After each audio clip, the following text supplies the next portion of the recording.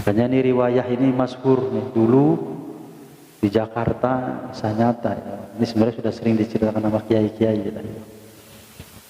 Jadi di Jakarta ada seorang Habib punya anak satu-satunya. Habibnya ganteng, jangking, jangkung, wah maunya ganteng lah. Suatu saat beliau pengen belajar tasawuf, pengen belajar sufi. Sama bapaknya disarankan untuk berziarah ke makam Sunan Gunung Jati. Sesampainya di Gunung Jati, Habib tersebut yang muda tadi, anaknya itu didatengin oleh kakek-kakek. Habib mau kemana? Oh, saya mau belajar ilmu, tapi mau ziarah dulu ke Syekh Syarif.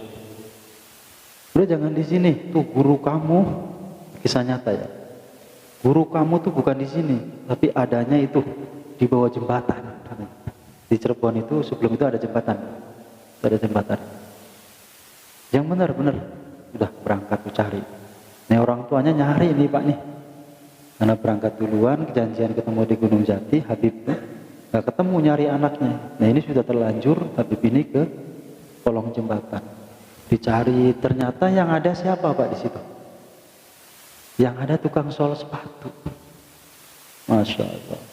Akhirnya Pak, ada apa? Saya mau belajar ilmu tasawuf, ingin belajar ilmu hati.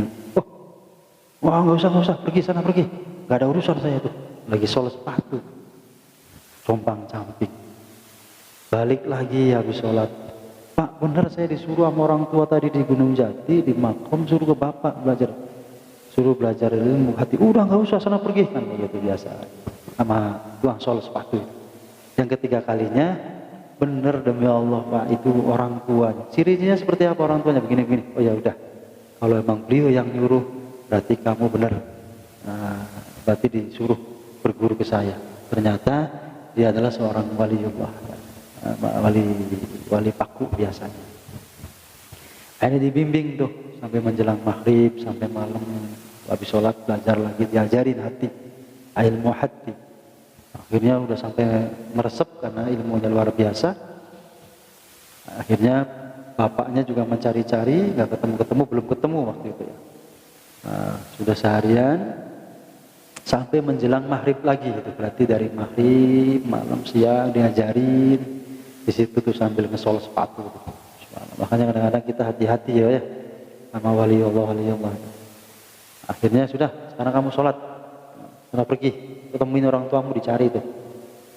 Baru ingat bahwa dia memang pergi janjian sama orang tuanya. Begitu ini sholat di masjid, begitu mau sholat, ternyata di sampingnya ada yang sholat sepatu tadi itu. Gurunya itu di belakang, baru juga takbir.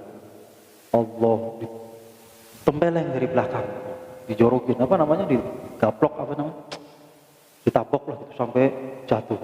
Astagfirullahaladzim. Ingat yang gurunya gak berani ngomel. Akhirnya sholat lagi. Allah, baru Allah tempeleng lagi Pak, itu sebelah kiri. Sampai jatuh lagi kan, Masya Allah. Ini lama-lama emosi kali gitu. Tampilingin mulu ini kanan kiri kan.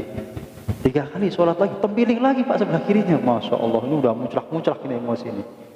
Kalau nggak ingat guru mah udah kayak apa kali udah berantem Pak. Akhirnya gini, gimana sih? Saya sholat baru takbir tempilingin mulu kan, dari depan, dari belakang, dari samping. Ternyata apa jawaban gurunya itu? Niat kamu itu masih kotor. Kamu sholat tapi masih ada rasa jabatan di hatimu. Kamu masih tengok-tengok mikirin orang tuamu, masih tengok-tengok khawatir tentang orang tuamu. Itu Pak, wali itu seperti itu. Niatnya benar-benar lurus, sampai akhirnya dia habis diomelin begitu, sholat barulah langsung tawajuh kepada Allah Subhanahu Wa Taala. Sholat yang tenang, tidak memikirkan apapun. Ini niat, baru niatnya seorang guru itu. Jadi tahu guru bahwa dia nolak Allah, niatnya menghadap Allah, lisannya menyebut asma Allah, tapi hatinya mikirin yang lain. Atau sombong dengan yang lain, atau bangga dengan hartanya dan segala macam. Akhirnya ditempilingin sama gurunya, sampai akhirnya hilang semuanya itu. dan dia sholat dengan tawadhu, dengan rendah hati, dengan hanya menghadap Allah Subhanahu wa taala. Ini baru niat. Aduh, kita mah susah ya Pak ya. Ya, ngilangin hutang aja nggak bisa karena Allahu Akbar, besok bayaran, ada besok melembur enggak, macam-macam. Ini kalau bisa kita tampilingin semua gitu. Subhanallah, ini baru niatnya, belum yang lainnya. Kadang seorang wali itu seperti, dan ini kisah nyata, itu jelas diceritakan oleh seorang habib. Karena dia belajar dari seorang wali Allah, ya kita nggak berani nyebutin nama lah ya, banyak yang harus disembunyikan. Dan itu ada kenyataan. Dan sampai sekarang pun masih banyak orang aulia Allah yang tersembunyi atau mastur, yang masih bisa kita jadikan guru-guru atau panutan kita. Nah, jadi kalau kita pengen belajar khusyuk, ya sesuai dengan apa yang disampaikan Al-Imam Syafi'i, bahwa yang di kitabul Rawdah guna annahu yajibu dzukruha. Artinya ini, kalau bisa nyebutin usolli nih, gimana supaya hati menyebutin usolli fardhu zuhri? Habis takbir itu gak hilang rasa zuhurnya ini.